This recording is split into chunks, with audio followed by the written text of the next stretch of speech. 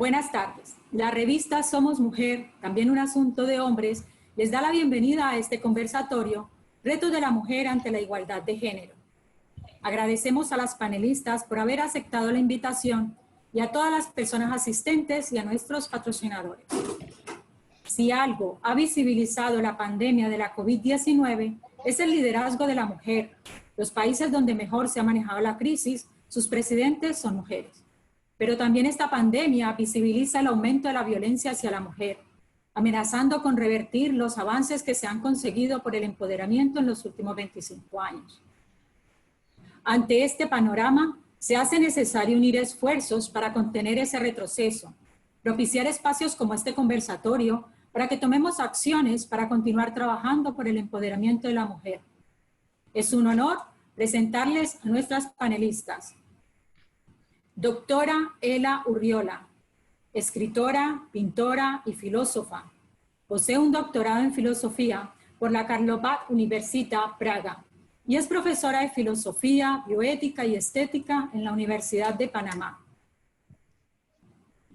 Obtuvo el Premio Nacional de Literatura Ricardo Miró con La nieve sobre la arena 2014. El Premio Nacional de Cuento José María Sánchez con Agujeros Negros 2015.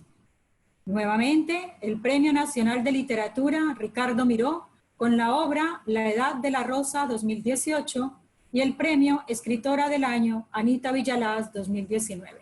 Publicada en Poesía de Panamá, edición bilingüe, Universidad de Panamá 2015. Puesta en escena, compilación de mujeres cuentistas de Panamá 2005-2018, Géminis 2019. Cuentos ultramarinos de la UTP 2019. Cuentos de Panamá, Antología de Narrativa Panameña Contemporánea, editorial Prensas de la Universidad de Zaragoza 2019. Su último poemario, El Vértigo de Los Ángeles 2019, con ilustraciones suyas, es un trabajo contra la pederastia y la violencia infantil. Ha representado al país en eventos internacionales. Su obra cuenta con traducciones al francés, inglés, portugués y checo. Licenciada Joyce Alexanet Morris Carrera. Licenciada en Sociología, especialista en docencia superior y maestrante en Población, Desarrollo y Sociedad de la Universidad de Panamá. Actualmente cursa estudios en demografía con la CELADE. Tiene experiencia en trabajos estadísticos, métodos y técnicas de recolección, análisis de datos e investigación en temas sociodemográficos con enfoque étnico y de género. Expositora y capacitadora en temas relacionados con la situación de los grupos afrodescendientes en Panamá.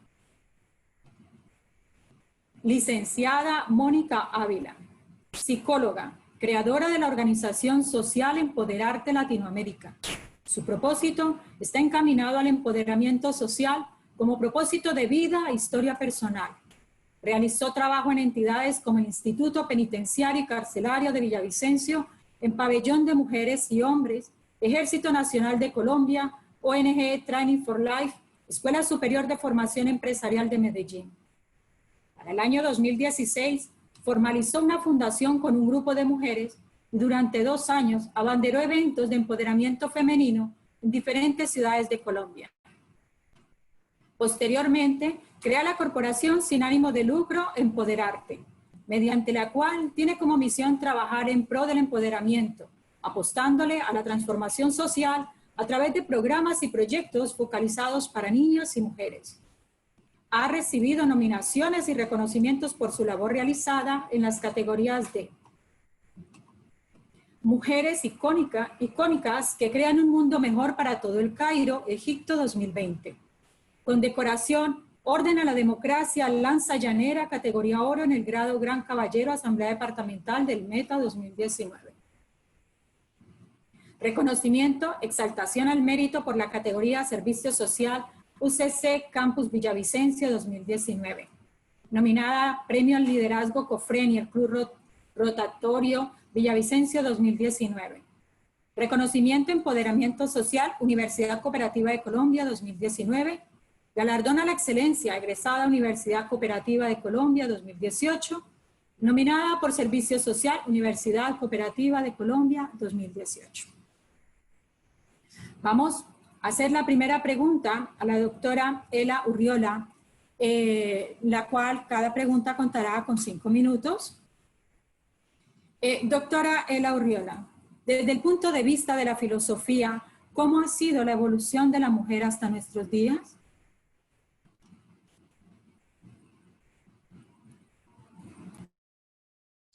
Ahora sí.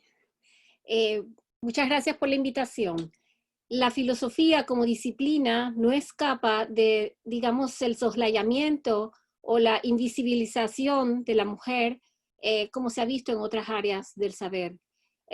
La historia de la filosofía no resulta, digamos, caracterizada por esa participación que en efecto sí se ha dado durante siglos. Es un poco más conocida, Hipatia, tenemos también a Safo, que pues tenía un pensamiento muy interesante en torno a la libertad y además realizaba poesía, era una poetisa, con sus discípulas también.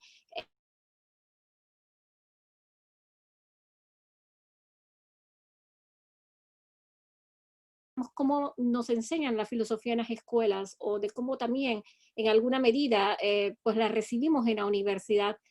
Es muy poco probable que alguien haya mencionado a mujeres filósofas. En la actualidad tenemos mujeres, obviamente, de la talla de Adela Cortina, tenemos también filósofas como Simone Weil o Hannah Arendt, un poquito más mencionada, perteneciente al siglo XX, pero ha sido obviamente soslayada esa tradición, y muchas otras mujeres que incluyen pues participaciones que van de la praxis a la teoría y de la teoría a la praxis, que llevan a cabo a cambios fundamentales, o sea, pensadoras en un sentido un poco más amplio, que han llevado a cabo grandes luchas. En Panamá tenemos algunas de ellas y podríamos mencionar el pensamiento de Marta Matamoros, que va a llevar a cabo, digamos, un gran trabajo para, digamos, la restitución de esos derechos de la mujer, restitución de derechos laborales o reconocimientos de ellos, en este caso el tema de el fuero por maternidad, ¿no?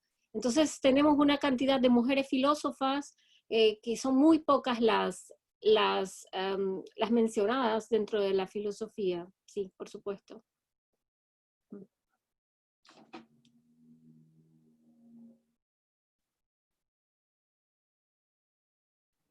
Alex, tienes silenciado el micrófono. Gracias. La pregunta para la licenciada Joyce Morris. Desde el punto de vista de la sociología, ¿cómo ha sido la evolución de la mujer hasta nuestros días? Un saludo a todas y todos los que nos acompañan en este conversatorio. Gracias, Alexandra, por la invitación en la revista Somos Mujeres. Gracias por la oportunidad y el privilegio de compartir panel con distinguidas damas, mujeres importantes, emprendedoras, intelectuales, inteligentes, y todas aquellas características que son propias de nuestro género en la búsqueda y en la lucha de la igualdad. Un saludo fraterno a todas y todos los que nos acompañan. Desde la sociología es importante, desde un punto de vista social, entender las interrelaciones y las construcciones para poder llegar a un punto, digamos, de aterrizaje del pensamiento al cual nos va a traer esta reflexión, porque son muchas las aristas que podemos ver desde perspectiva social el rol de la mujer. Es importante desde una perspectiva social entender las interrelaciones y la distribución, construcciones de roles que han estado históricamente supeditados al papel o a la figura de la mujer. Precisamente en el transcurso de la historia, siguiendo la corriente de pensamiento a la que hacía orientación la doctora Ela, históricamente la mujer siempre se ha visto de alguna forma relegada, soslayada en cuanto a sus aportes que han sido significativos a la construcción no solamente social, sino también a la construcción histórica, económica, política y cultural de las sociedades. En ese sentido, con respecto a la evolución de la figura de la mujer, de la participación de la mujer, me gustaría detenerme en 3 elementos fundamentales para permitirnos categorizar un poco el avance de, digamos, desde la perspectiva de género, de lo que ha sido el rol de la mujer en la sociedad. me gustaría hacer énfasis en 3 elementos: acceso a trabajo, acceso a educación y uso del tiempo de las mujeres. ¿Qué significa esto? Es importante desde una construcción conceptual mirar 2 ámbitos epistémicos, por decirlo de alguna forma: el ámbito público y el ámbito privado. No veamos el ámbito público como la cosa pública del Estado, no. El ámbito público y el ámbito privado en el que se desarrollan las interacciones y la distribución de roles de género. Es decir, aquellas que socialmente han sido impuestas a la mujer y socialmente han sido impuestas a los hombres o por patrones sociales y culturales aprendidos a través de la historia. El ámbito privado está relegado específicamente a todo lo relacionado con las tareas domésticas y el trabajo de cuidado. El trabajo de cuidado a niños, el trabajo de cuidado a personas ancianas, el trabajo de cuidado a personas con algún tipo de discapacidad. Es decir, estas actividades que socialmente y en el imaginario social consideramos que son tareas que están relacionadas directamente con la mujer, es a lo que llamamos ámbito privado. El ámbito público es cuando se permite tener acceso a la salida de ese ámbito privado relegado a tareas que socialmente nos han puesto el chip de que deben ser desarrolladas por las mujeres. El ámbito público tiene que ver estrictamente con acceso a trabajo y a educación. Una cosa es el ámbito privado, la relegación de tareas específicamente a lo doméstico y a tareas de cuidado, y otra que tiene que ver con acceso. Si bien es cierto, hemos visto avances en los últimos 20 años, y según datos del Banco de Desarrollo de América Latina, dice que en estos últimos 20 años casi 70 millones de mujeres en el mundo han podido acceder al mercado de trabajo. Es importante que nos detengamos a mirar un poco esta conceptualización. 70 millones de mujeres en el mundo. Cada país, cada región, cada contexto geográfico tiene una particularidad y se desarrolla y avanza de manera diferente. Es decir, que aunque tengamos políticas que puedan proteger a la mujer, cada país avanza de manera distinta. Así los datos estadísticos evidencian, y los datos a la vez las interpretaciones sociales evidencian, que al salir la mujer del ámbito privado al ámbito público, esta toma 2 connotaciones de trabajo. No solamente el trabajo que es doméstico, que es no remunerado, sino adicional a ello, el trabajo remunerado, que le permite tener un nivel de independencia. Entonces, el rol de la mujer se traduce en dos orientaciones o en 2 vertientes: trabajo en lo privado y trabajo en lo público.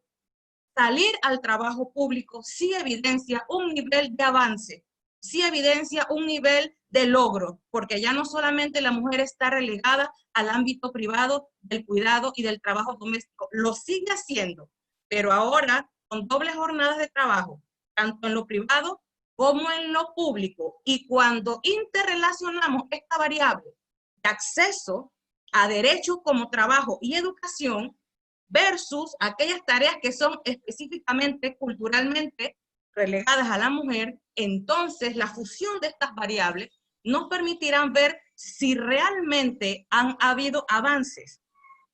Y los datos estadísticos precisamente tienen que ser plausibles de medición, de poder decir más allá de las conceptualizaciones si realmente estos avances tienen un significado o son importantes. Es a lo que llamamos brechas de desigualdad, aún cuando salimos de un ámbito privado a un ámbito público para podernos desarrollar como personas. Y más adelante voy a compartir estas brechas cuando hablamos de la interrelación del ámbito público y del ámbito privado. En resumen, la mujer ha tenido avances, socialmente sí los ha tenido.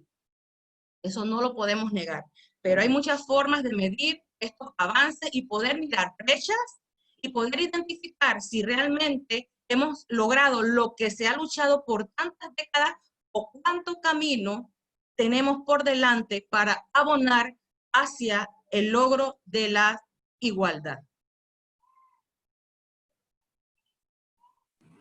Gracias, licenciada Joyce. a la licenciada Mónica Ávila. Desde el punto de vista de la psicología, ¿cómo ha sido la evolución de la mujer hasta nuestros días? Primero que todo, muy buenas tardes para todas las personas que nos están acompañando en este gran conversatorio. Muchísimas gracias, Alexandra, a ti por la invitación y un gusto compartir panel con dos mujeres tan excepcionales que acabo de escuchar. Y muchas gracias porque creo que desde nuestra cultura, donde yo me encuentro en este momento desde Villavicencio, así estemos a unos kilómetros de gran distancia, creo que todas estamos luchando por lo mismo y es el empoderamiento. Y bueno, pues concretamente, desde mi área, desde la psicología y como ciencia que se encarga de estudiar el comportamiento humano, se dista esta evolución de la mujer como un fenómeno social y acompañado de ese comportamiento y conductas en cuanto a los roles que nosotras hemos venido desempeñando durante la historia y cómo han ido variando, pues teniendo en cuenta que cada mujer es un mundo totalmente único, percibe las cosas de manera diferente y que todas estamos en realidades y contextos diferentes. Sin embargo, quiero ir un poco pues en aquella época de los años 60, cuando inicia la ola feminista, que empiezan todos estos movimientos a formarse desde sus activismos, a conformarse grupos de mujeres que permiten a otras mujeres generar y a expandir esa conciencia de lo importante que es que nosotras, en la medida de la historia, vayamos evolucionando desde el aprendizaje, desde nuestras experiencias, y siendo conscientes de que cada acto y comportamiento debe estar enfocado a la igualdad y a la equidad de nuestro género, que independientemente de que hayamos sido criadas en contextos machistas y patriarcales, porque yo vivo en un contexto de ciudad donde también nuestra cultura es muy patriarcal y machista, debemos estar sujetas a ese cambio y esa evolución constante que nos han permitido como estas olas y movimientos a enseñarnos de que existen unas leyes, de que podemos crear leyes nosotras a través de ese empoderamiento particular que llamamos la sororidad. Y traigo aquí la sororidad porque es lo que nos permite como una acción política trabajar de manera particular con nuestras diferencias, con nuestras actitudes, con nuestros comportamientos, pero siempre a un bien común, que es lo importante, a un propósito común que se enfoca netamente a la igualdad.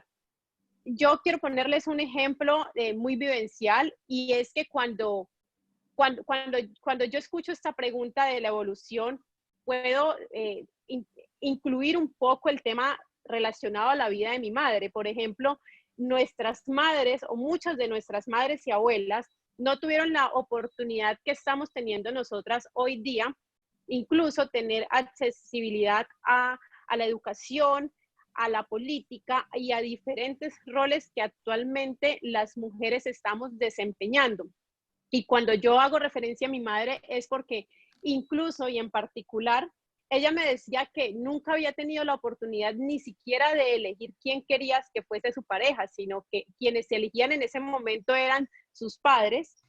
Inmediatamente se casaba y hacía parte como un objeto de la casa en cuanto a relación con mi padre. Entonces podemos identificar que dentro de nuestras vivencias netas hemos vivido estas culturas que creo que nosotros empezamos a ser más conscientes. Yo tengo 34 años de edad y soy más consciente de la historia que vivió mi mamá y de la historia que no puedo permitir que se repita en mi vida y la historia que no podemos permitir que se repita en futuras generaciones en cuanto al comportamiento de patrones de crianza que nosotras inculcamos desde casa, tanto a las niñas como a los niños. Entonces, trabajar de la mano con diferentes perspectivas hace que entre todas sigamos luchando por esa igualdad y ese empoderamiento que tú, Alexandra, desde donde tú estás con estos conversatorios, nos permiten conocer otras historias y otros sentires de contextos diferentes a lo que es el mío, por ejemplo. Y en particular, que el empoderamiento siga de pie y que el empoderamiento siempre esté enfocado a la igualdad y equidad. Muchas gracias. Gracias, licenciada Mónica. La segunda pregunta para la doctora Ela Urriola. ¿Cuáles son los retos que tiene la mujer actualmente ante la igualdad de género? Esa es una pregunta muy, muy interesante. Es una pregunta que de alguna manera apunta a repensarnos tres dimensiones. La dimensión pues individual, y yo aquí haría énfasis en el concepto de autoestima. La autoestima que hay que trabajar en el sentido de que muchas mujeres han decidido pues, o decididamente han aprehendido con H intercalada esos paradigmas negativos que se les ha inculcado desde pequeñas. Entonces ese trabajo a nivel individual de la autoestima es un trabajo pendiente, es un reto que hay que obviamente no soslayar como digamos un primer abordamiento del problema de la disparidad, el problema de la violencia, el problema de la exclusión. En una segunda dimensión, yo diría que pues sería la cuestión social. Y en la cuestión social, obviamente allí confluirían muchísimas otras aristas. Y para mí la fundamental sería la educación. O sea, una sociedad se cambia desde la educación, y una educación en donde el concepto de mujer no sea contrapuesto al humano, sino que haya una complementación, una visión holística en el sentido de sanar esas disparidades y de obviamente reforzar la educación sobre lo negativo de estas disparidades. O sea, hay que entender la historia y hay que conocerla, no hay que maquillarla, y como realmente hay un desconocimiento de estas exclusiones que yo mencionaba al comienzo, sobre todo lo mencionaba desde el punto de vista de la filosofía, no enseñamos el valor de un trabajo sistemático, de un pensamiento riguroso, porque eventualmente se asocia a la mujer más bien con lo afectivo y no necesariamente con lo sistemático, con la capacidad racional de la mujer en la ciencia, de la mujer en un discurso, desde la perspectiva jurídica. No se asocia a la mujer con trabajos que han sido clásicamente abordados por los hombres. Entonces la educación va a ser un componente fundamental para transformar la sociedad. Y esa educación hay que hacerla con esta perspectiva holística y con esta dimensión de revisar la historia y de reforzar un proyecto futuro, donde obviamente también la violencia sea excluida de eso, porque hay violencias de diferentes tipos, unas mucho más perceptibles que otras. Entonces hay violencias encubiertas, hay violencia debajo incluso de un halago o de un piropo, hay violencias de todo tipo. Entonces la educación, hay que educar a la mujer a que tenga una autoestima reforzada y a que obviamente pueda educarse y educar a los otros. Y la tercera dimensión yo lo vería desde lo político.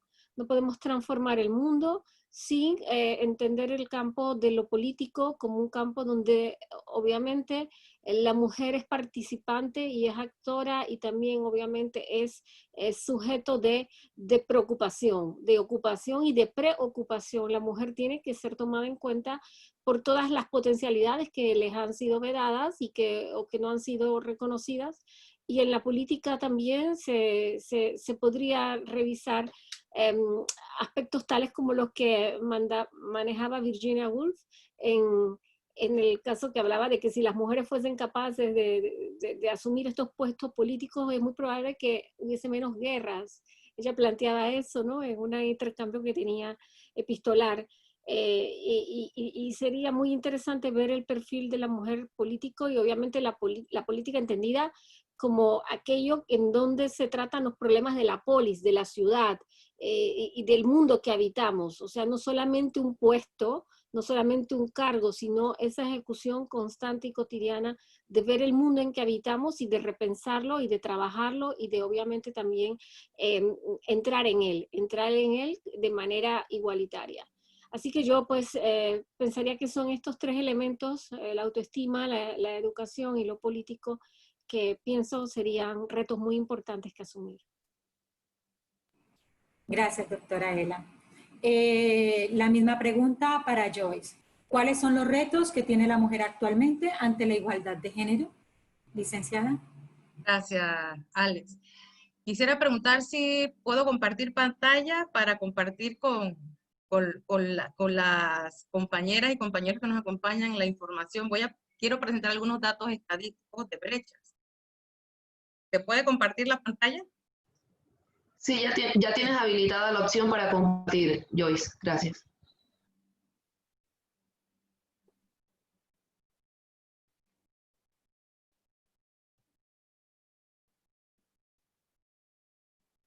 Me comentan si se puede visualizar.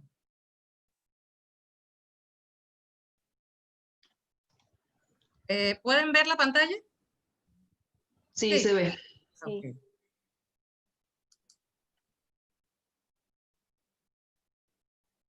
Okay. Con respecto a los retos que tiene la mujer actualmente en cuanto a igualdad de género, pues yo lo resumiría en que los retos siguen siendo los mismos. Los retos siguen siendo exactamente los mismos del pasado. Los retos están orientados a poder ver los logros que se han podido conseguir con toda la lucha reivindicativa que ha salido de las propias manos de las mujeres, porque nada se nos ha dado de gratis. Hemos sido nosotras mismas, a través de nuestras luchas y demandas sociales y reivindicativas, lograr los avances que podemos ver materializados el día de hoy. Continuar trabajando sobre esos logros es lo que yo diría que son los retos pendientes. El género debe ser transversalizado con otras categorías que nos permitan mirar realmente brechas de desigualdad, avances y logros. Cuando hablamos de género, no necesariamente hablamos de las diferencias estrictamente entre hombres y mujeres. Ese, digamos, es el primer concepto cuando trabajamos, estudiamos, analizamos la categoría de género. Sí, definitivamente. Las diferencias que nos han puesto en situaciones de desigualdad con respecto a los hombres. También existen diferencias internas entre las mujeres. Y cuando transversalizamos la categoría de género con otras categorías sensibles de medición, como por ejemplo, etnia, discapacidad, lugar de residencia geográfica, no es lo mismo una mujer que vive en una urbe a una mujer que vive en el campo. No es lo mismo una mujer que tiene acceso a un trabajo, a estudios, a condiciones de vida, aquella mujer que tiene que caminar 4, 5, 6 horas para llegar, digamos, a recolectar café. Son situaciones muy distintas que nos diferencian de acuerdo a nuestras condiciones socioeconómicas y que nos hacen, de alguna forma, unas de otras, tener diferencias, niveles de desigualdad y de inequidad. Es importante traer esto a colación porque las brechas se miran cuando se van desagregando por categorías más allá del género. El género siempre es una categoría para transversalizar el estudio del enfoque. Es necesario las diferencias entre hombres y mujeres para poder mirar avances y logros. Pero al interno de nosotras existen brechas y brechas importantes cuando se suman otras características poblacionales como las que mencioné. Etnia, no es lo mismo una mujer indígena que una mujer afrodescendiente y las condiciones y los estilos de vida. No es lo mismo.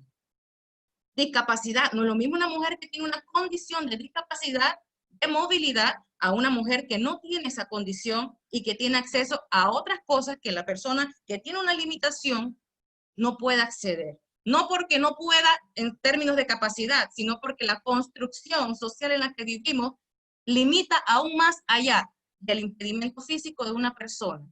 Y el área geográfica, de acuerdo a dónde vivimos, cómo nos desarrollamos en términos social y económico y demográfico. Es importante hacer esta distinción. Hablemos de autonomía. Existen 3 niveles de autonomía que podemos llamar directamente niveles de empoderamiento de la mujer. La autonomía económica, la autonomía física y la toma de decisiones que de alguna forma han sido temas que las compañeras que han antecedido en la palabra han abordado específicamente la temática. La autonomía económica se explica como la capacidad de las mujeres de generar ingresos y recursos propios a partir del acceso al trabajo remunerado, lo que mencionaba al principio de la primera pregunta.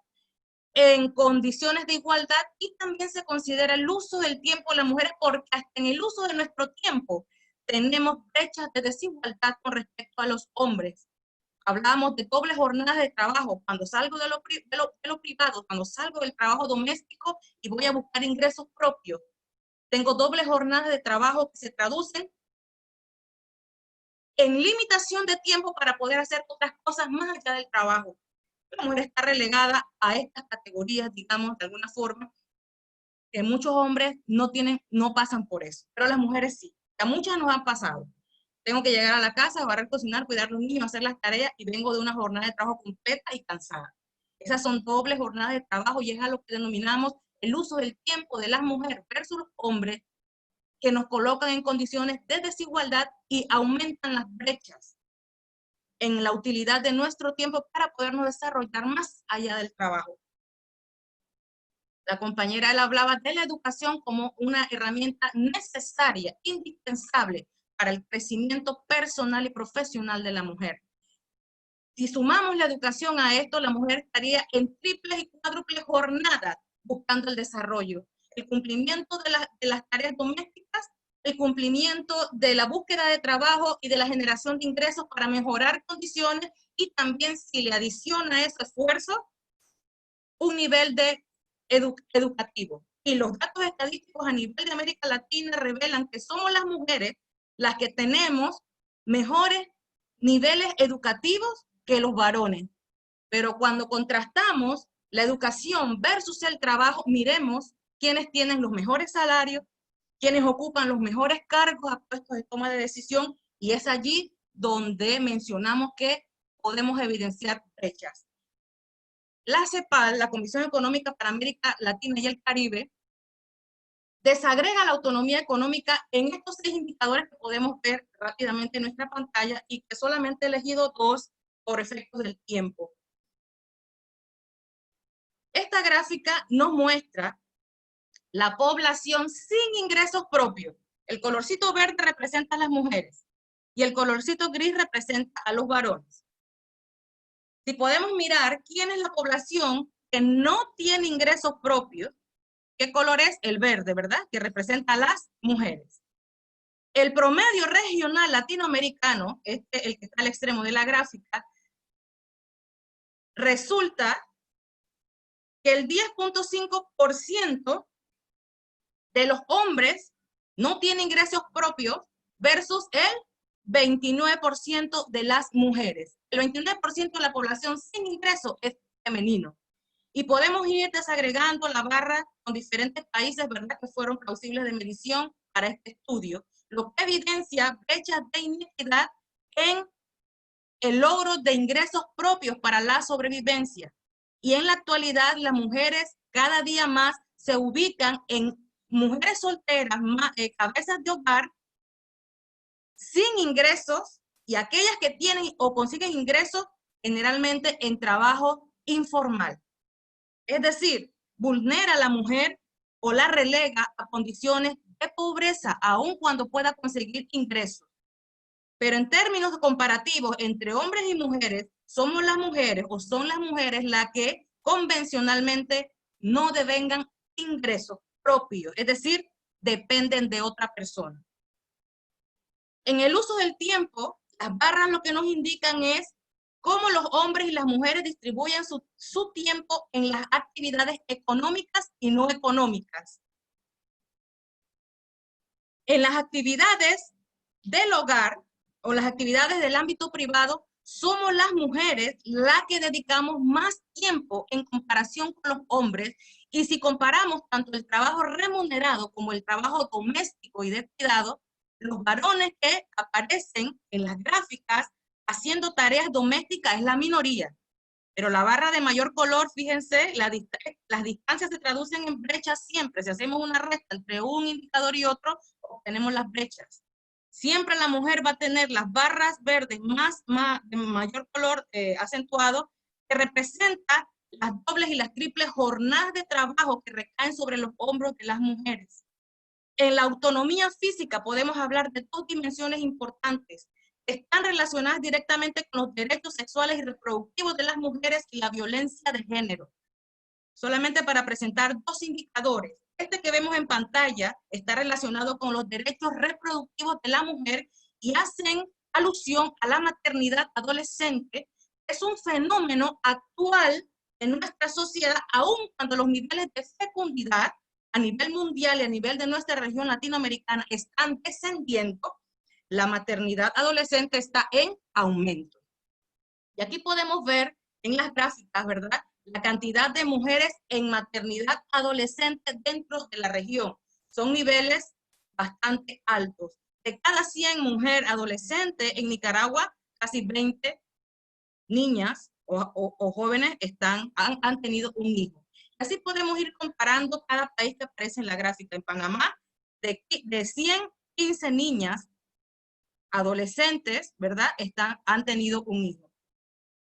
Este es un fenómeno que está directamente relacionado y es uno de los aspectos en los que hay que avanzar en materia de política pública en cuanto al acceso de los derechos sexuales y reproductivos. Porque si queremos medirnos en términos de desarrollo, cuando nos comparamos América Latina con otras regiones del mundo, estamos en segundo lugar después de África subsahariana en términos de la maternidad adolescente. Es decir, es un fenómeno al que hay que ponerle atención y está directamente relacionado a los derechos sexuales y reproductivos que merman o que imposibilitan el desarrollo de jóvenes, de chicas jóvenes, para que puedan estudiar, educarse y salir adelante. El otro que quiero compartir, el otro indicador es el femicidio, directamente relacionado con la violencia de las mujeres. Y podemos mirar aquí en la gráfica los países que presentan los valores absolutos, es decir, en miles de personas, aquellas mujeres que han sido violentamente, las han matado de manera violenta y que se traduce en un femicidio en diferentes países de la región. Y estos puntitos morados que vemos aquí son los países que evidencian la tasa de femicidio más alta. Estas tasas que están por debajo del 2% en el resto de los países indican no necesariamente que estos países no tengan el problema del femicidio, sino que el femicidio y la violencia contra las mujeres es un aspecto subregistrado. Es decir, no se registra de manera correcta. Y muchas mujeres muertas de manera violenta pasan agachadas en los datos estadísticos, precisamente por las debilidades en la captación de este problema tan grave que muchas mujeres en muchas décadas han estado luchando para que se puedan sancionar políticas públicas en función de erradicar este problema. Y para terminar, la autonomía en la toma de decisiones, como lo comentaba la doctora Ela. Mujeres que han podido acceder a puestos de toma de decisión, y solamente para mostrar dos indicadores del promedio regional. Las mujeres que han tenido acceso al poder ejecutivo y a cargos de gabinetes ministeriales. Solamente el 28% de América Latina, de las mujeres latinoamericanas, han podido ostentar tener un puesto, un cargo público de esta jerarquía o de un gabinete ministerial, lo cual nos indica que la brecha es enorme respecto a los hombres, porque si hablamos de paridad en la participación debería ser 50 y 50, pero en cuotas de participación no llegamos ni al 30%, que es la mínima, en términos de acceso a puestos de toma de decisión. Y mujeres electas alcaldesas, si bien es cierto es un cargo público que no ostenta un grado tan amplio como el anterior, es un cargo que le permite autonomía a la mujer. Y el promedio de América Latina dice que solamente las mujeres que han ocupado cargos de alcaldesa ascienden al 15% del 100% de personas que ocupan cargos y puestos importantes en la cosa pública. Entonces, si nosotras como mujeres no garantizamos nuestra participación política y ciudadana en puestos de tomas de decisiones importantes, ¿cómo pretendemos ejecutar, sancionar leyes que protejan nuestros derechos? Y con esta, rápidamente, pues, para terminar, y perdonen la extensión, no quería dejar pasar, compartir los datos con ustedes.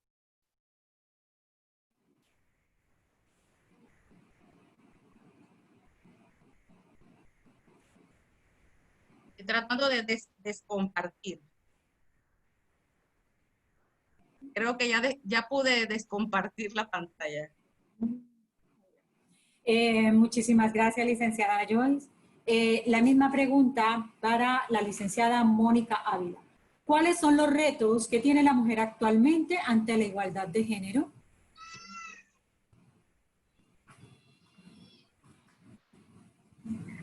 Bueno, Alexandra, voy a hablar desde mi contexto como país.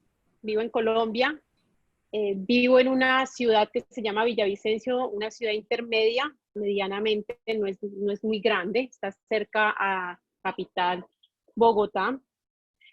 Y creo que de los retos más grandes que tenemos nosotros por trabajar, aparte de los que también conjuntamente han compartido mis dos compañeras de panel, que es la educación y realmente empezar a trabajar muy fuertemente por el empoderamiento, creemos que aquí en nuestra región y en nuestro país seguimos trabajando por nuestros derechos desde la igualdad.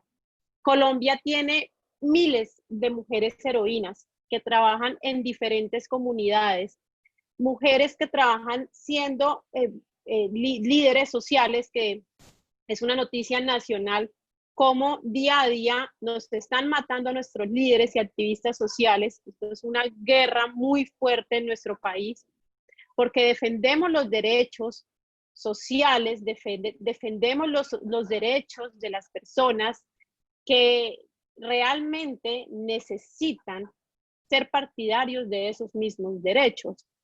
Mujeres que trabajan sin recursos desde sus comunidades, mujeres que no solventan ni tienen apoyo ni siquiera del Estado para poder garantizar que el ejercicio propio de sus roles participativos dentro de sus comunidades sean visibles. Creo que los retos son muchos, pero uno de los retos que podría mencionar es el empoderamiento económico de la mujer. Las mujeres tenemos un potencial inmenso para dinamizar la economía de nuestros territorios, de nuestros países, pero no se logra cuando hay discriminación de género.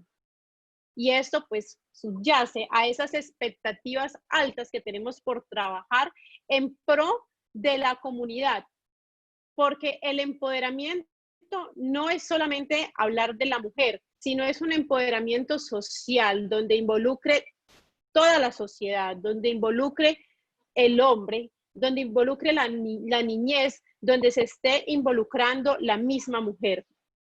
Otro de los retos es hablar de la igualdad laboral y salarial. Por ejemplo, en mi país, nosotras las mujeres, estamos 17% menos de nuestro salario legal en Colombia, menos a comparación del hombre. Es decir, ganamos 17% menos. ¿Eso qué quiere decir? Que realmente siguen las brechas de desigualdad hasta en la parte salarial, ¿sí? Y teniendo en cuenta que el COVID nos ha golpeado muy fuerte a nosotras las mujeres durante todo este tema de cuarentena, porque el porcentaje es muy alto en Colombia de mujeres que tienen trabajos informales, porque no pueden salir de sus casas y tienen su peluquería en su casa, su restaurante en su casa, ¿sí? Y emprenden de esta forma. Entonces, seguimos con las brechas tan grandes de desigualdad desde esa parte. Y si nosotras como mujeres no tenemos un empoderamiento económico, no tenemos una ley que nos proteja frente a esta igualdad laboral, pues seguimos con lo mismo y se vuelve algo cíclico que nunca termina. Entonces sí se necesita apoyo del Estado y participación de nosotras para seguir activando estos roles que son tan importantes dentro de la sociedad. Otro reto es seguir mitigando la violencia de género. Y cuando yo digo mitigar, es porque ha sido un reto constante de la historia. Quisiéramos que esto se elimine totalmente, pero hacemos el ejercicio, hacemos el proceso nosotras trabajando con nuestra voz, con nuestros recursos, con lo que podemos. Con la entidad privada, que es la que en ocasiones la que más realmente nos apoya, o en el caso de nuestra corporación, la entidad privada durante estos 2 años ha sido la que más nos ha ayudado. Y cómo podemos hacerte que este tipo de fundaciones o corporaciones o asociaciones que son entidades sin ánimo de lucro sean realmente realmente visibles en cuanto al trabajo y ayudado económicamente para nosotras poder seguir trabajando con la voz a más mujeres y explicándoles sobre sus derechos, sobre la necesidad de que reconozcan sus derechos para que de esa forma se empoderen y podamos lograr esa transformación social que tanto anhelamos. Lo otro es el fortalecimiento de la parte legal, de las instituciones que están dirigidas al enfoque de género. Por ejemplo, cuando la mujer tiene una participación política, hace que realmente la toma de decisión esté enfocada a nuestro género, sin hablar de que no sea necesario que el hombre esté incluido, no, sino que la mujer es muy necesario que esté incluida en estos roles tan importantes que favorecen y aportan también a nuestra comunidad de mujeres. Entonces, esto es supremamente importante, que las mujeres conozcan las leyes, que se fortalezca y que sea un reto garantizar leyes para lograr esa igualdad real entre hombres y mujeres, que sea totalmente relevante que esa participación apoye a esa transformación positiva de la que tanto nosotros anhelamos. Entonces, yo creo que los retos son muchos, muchísimos, y también está de manera transversal la educación, el empoderamiento, lo que hablaban mis compañeras sobre la autoestima, el amor propio, que nosotras reconozcamos de que realmente estamos en países, todo lo que es Latinoamérica, estamos en países con una brecha de desigualdad increíble y que tenemos que seguir trabajando, pero que seamos conscientes de que hay que trabajarlo y que realmente se logre conjuntamente. Entonces, hay que seguir apostándole a esos retos y no parar y no desfallecer. Gracias, licenciada Mónica. Nuestra tercera pregunta para la doctora Ela Urriola. ¿Es necesario o relevante el cambio de lenguaje que ha surgido a través de los movimientos feministas?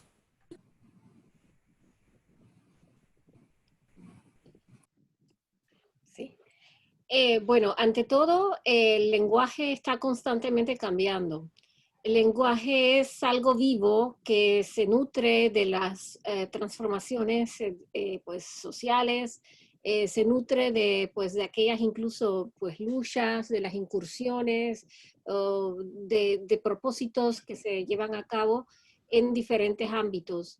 Entonces, ciertamente, el debate y el movimiento acerca de lo que pues representa la presencia de la mujer en el lenguaje o un lenguaje inclusivo es algo que no se puede pues obviar, es algo que está actualmente muy vigente y que digamos mantiene diferentes puntos, digamos puntos de encuentro y también de desencuentro. Por ejemplo, vemos que la Real Academia de la Lengua Española plantea una posición en donde se recomienda pues se recomienda la utilización Está bien duro. Sí, se recomienda la cuestión genérica. Y la academia también encontramos un documento de la Academia de la Lengua Mexicana, trata sobre eso. Hay una posición en donde no se quiere, digamos, encontrar un espacio directamente para esta disquisición, ¿no? De mencionar mujeres y hombres. Ahí podríamos entender que esto va a demorar mucho porque hay roles que muy bien se habían mencionado históricamente, han tomado forma de vocablos, entonces son roles que quizás las mujeres están apenas adquiriendo después de mucha sangre, ¿no? No como una cosa espontánea, sino después de mucha sangre. Entonces, de alguna manera, hay que nominar esa existencia, hay que nominar ese quehacer.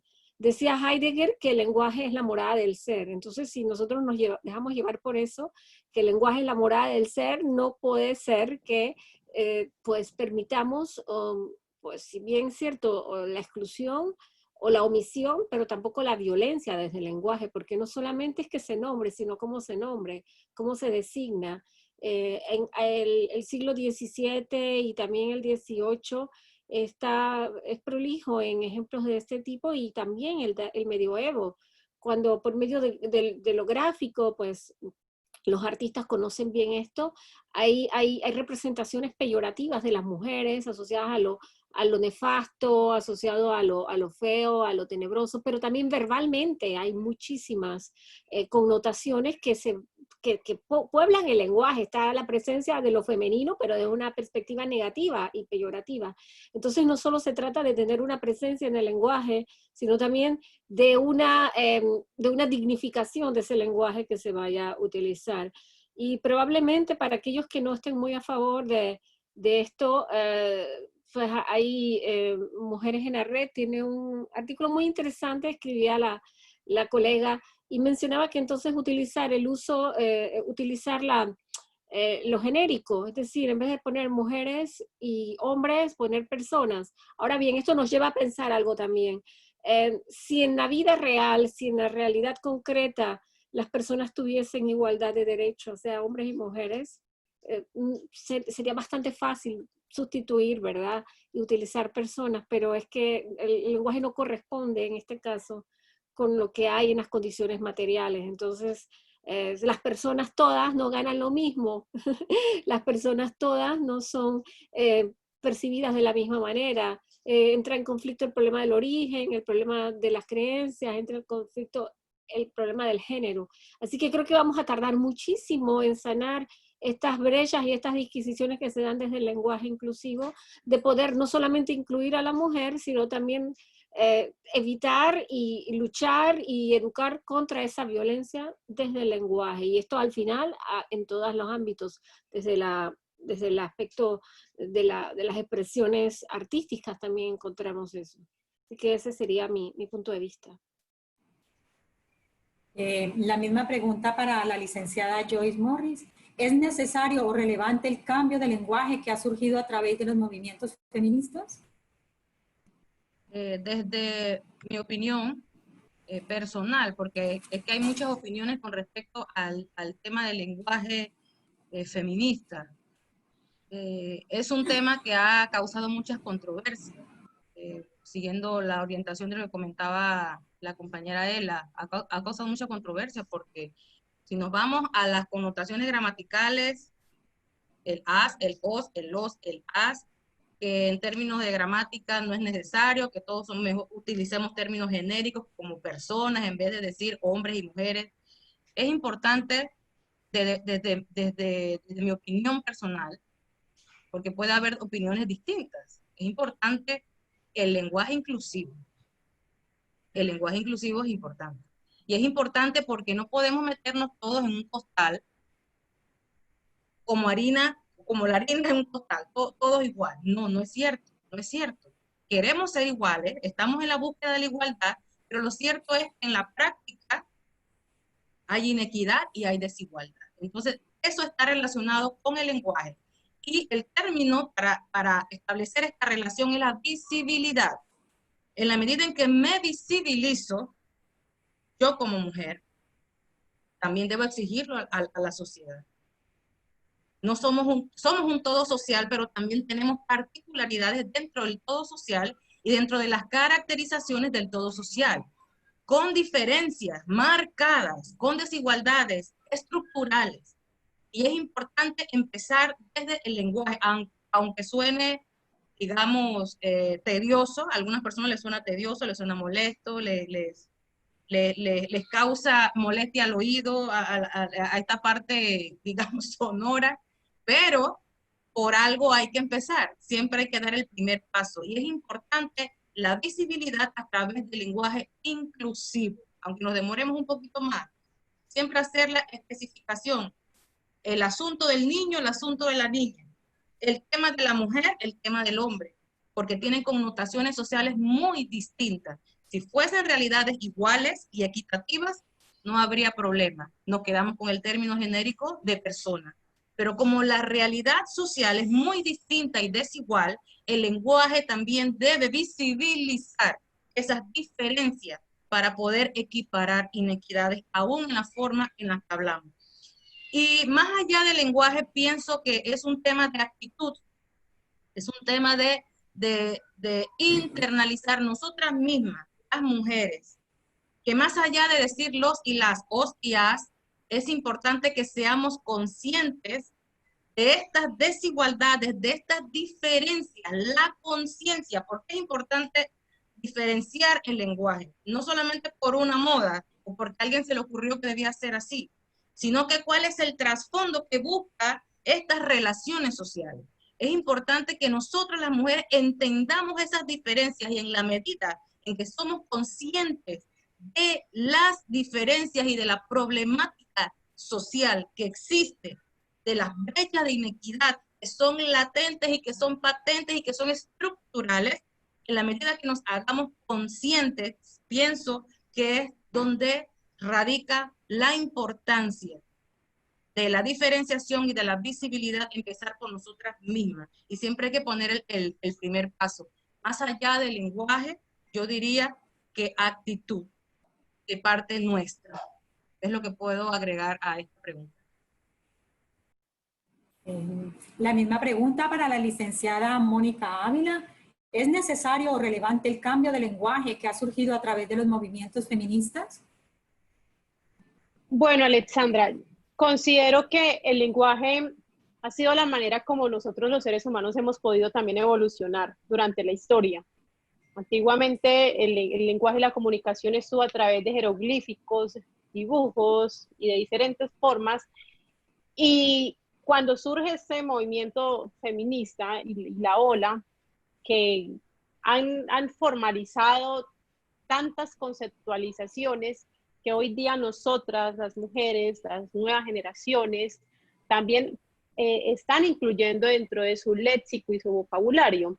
Y el lenguaje es la manera como nosotros nos expresamos y tiene una influencia definitiva sobre nuestras acciones, nuestra mentalidad y lo que llevamos a implementar a otros seres humanos, que desafortunadamente muchos de los conceptos se han distorsionado durante la historia. Entonces, hoy día, decir que soy feminista se convierte en un tema polémico.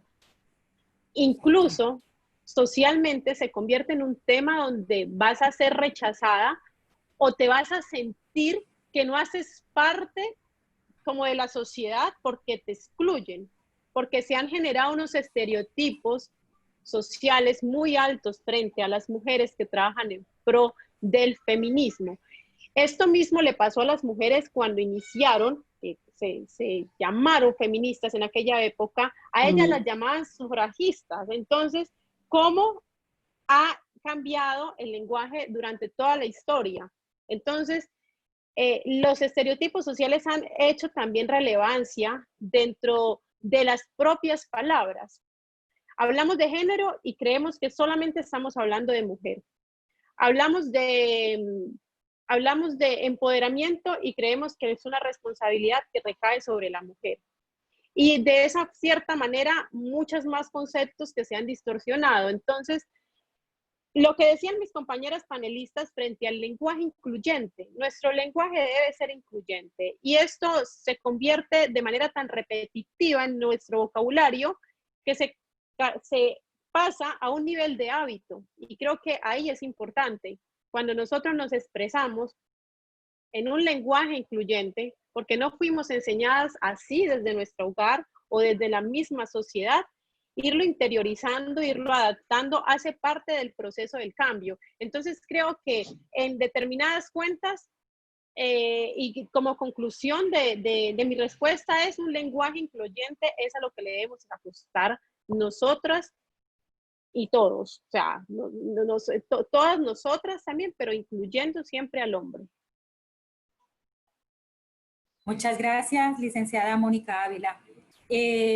Ha sido bastante interesante escucharlas, bastante enriquecedor.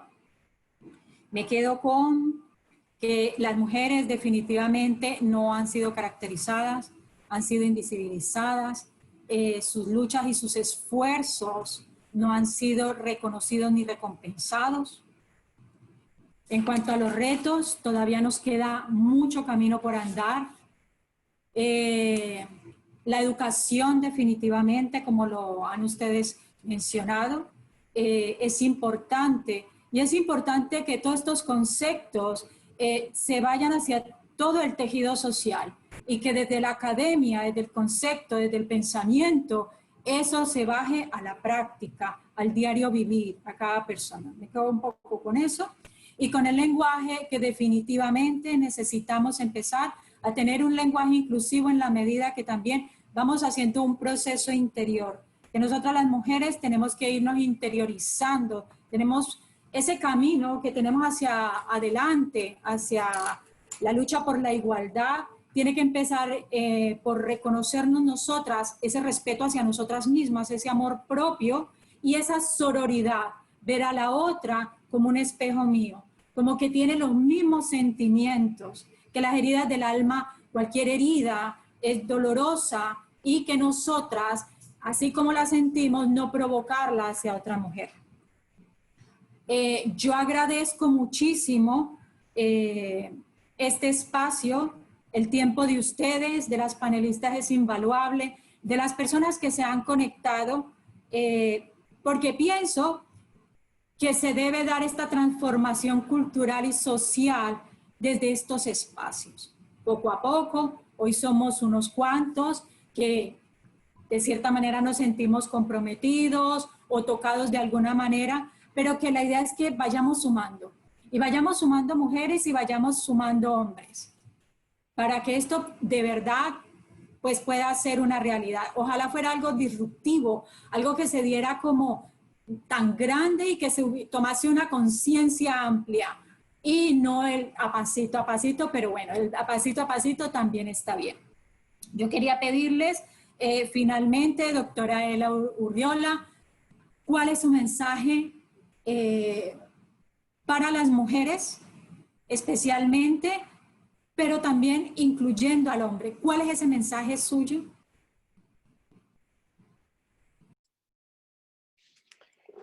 El mensaje básicamente iría a conectar el presente con el futuro sin desconocer el pasado.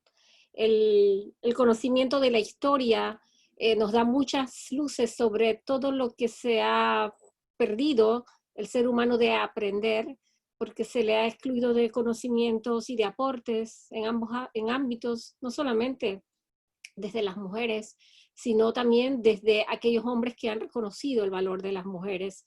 Entonces quiero que, pues, pensar que este presente de confinamiento, este presente también de exclusión de nosotros mismos del mundo conocido, nos lleve a estudiar muchísimo, pero sobre todo a soñar en un mundo mejor.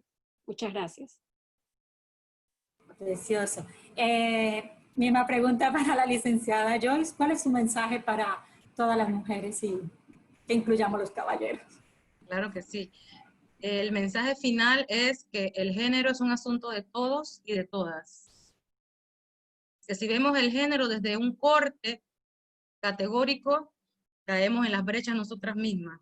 Sí, hay que visibilizar las desigualdades, pero atendiendo a buscar la paridad, involucrando a todo el conjunto de la sociedad, tanto hombres como mujeres, porque son parte del todo. Como mujer y como hombre tenemos definitivamente, tenemos roles, eso no lo vamos a, socialmente tenemos roles, tenemos funciones, pero que vayamos equiparando y cambiando la mentalidad de que hay roles establecidos estrictos para mujer y estrictos para hombre. No es cierto. En la medida en que redistribuyamos las funciones, las tareas, la participación de manera equitativa, entonces podemos decir, hemos logrado la igualdad. Todavía falta un largo trecho, como mencionabas, Alexandra.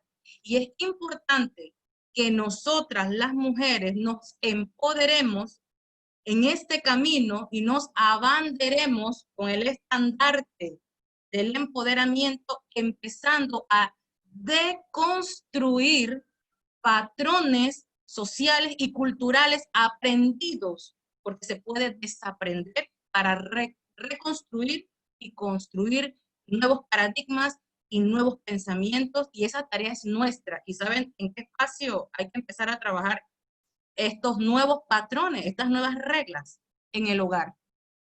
Y ya que hemos sido siempre relegadas a ese ámbito privado, ¿quién mejor que nosotras para empezar a deconstruir patrones de desigualdad y empezar a abonar una semilla positiva y sana de la distribución de roles en nuestros hijos y en nuestras hijas? Ese es el mensaje con el cual me quiero despedir. Muchas gracias, licenciada Joyce. La misma pregunta para la licenciada Mónica Ávila. ¿Cuál es su mensaje para todas las mujeres que incluya a los hombres? La igualdad inicia entre nosotras mismas, el respeto entre nosotras como comunidad. Que seamos partidarias del empoderamiento sin que recaiga como una responsabilidad solo de nosotras, sino que también incluyamos los roles participativos del hombre dentro de nuestra toma de decisiones cuando hablamos de igualdad. Que incluyamos los niños y las niñas y que impactemos la vida de manera positiva en ellos. Que sigamos trabajando por ese empoderamiento y que asumamos esos retos como propios cada uno y cada una. Que es supremamente importante apostarle a la sociedad, pero trabajando desde el corazón, desde el amor, desde lo incluyente, y que seamos coherentes con lo que pensamos, con lo que pensamos, con lo que decimos y cómo actuamos. Creo que esa es la base fundamental para que realmente esos activismos que nosotras lideramos se lleve a la acción, que pasemos del discurso a la acción. Gracias, Alexandra. Para finalizar, muy agradecida especialmente con las panelistas, a las personas que han estado aquí asistiendo, hombres y mujeres, que veo que también hay hombres, muchísimas gracias. También yo quiero agradecer a los patrocinadores, está Optical, que ha querido vincularse y está ofreciendo un 25% de descuento a todas las personas asistentes. Es una manera como de apoyarnos, así que pueden visitar a Optical, a Empoderarse y a Fernando. Muchísimas gracias por esta jornada y espero que tengamos muchas más y que la revista está al servicio de todas y de todos. Gracias.